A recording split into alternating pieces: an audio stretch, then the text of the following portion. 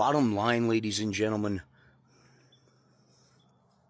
the information that's been coming out since this horrific, preventable tragedy in Texas is simple. There's one side of the aisle that does nothing but try and help the people in every state, including California paying most of the benefits for 75% of the red states every freaking year. Fourth largest economy in the world. So yeah, go ahead, red states, mess with California. But the fact of the matter is, when this truth comes out, and we're looking at everything purely through politics, we don't realize that something simple could have prevented all this, like the county accepting the money. That would have been nice. Like Kristi Noem on July 5th, not firing the 4 call centers that handle all the FEMA calls. Just as an example, on July 5th, 3,027 calls came in. 3,018 were answered. That's 99.7%. And then Kristi Noem didn't renew the contract with all these call centers because, you know, Doge got to cut all the contracts and fire all the freaking people, right? So let's see what happened 24 hours later, right after the flood. 2,363 calls. 846 were answered. That is 35%. On Monday, 16,000 calls approximately.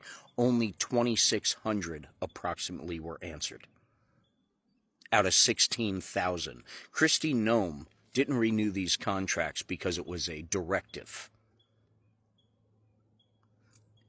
The 4 companies were essentially fired, then hired back. Does that sound familiar, Doge? Firing people, then hiring back when you find out they were actually necessary to protecting your people and doing your freaking job? They hired them back. What they didn't hire back was that one person, which is the, warning coordinator type of position. That didn't sound too important, except the fact that when 90 minutes before the warning got to the county of Kerr County, when they were already under 39 feet of water for 45 minutes. Oh, by the way, it took 90 minutes for the counties that did accept the Obama money and fix what they needed to fix. That warning was supposed to go to the warning coordinator to make sure, even in the middle of the night, people in those areas that weren't smart enough to upgrade their systems were actually warned. That person, one freaking person, wasn't there. It was a vacancy, one of many. So Republicans, I ask you again, not continuing 4 contracts prevented the warning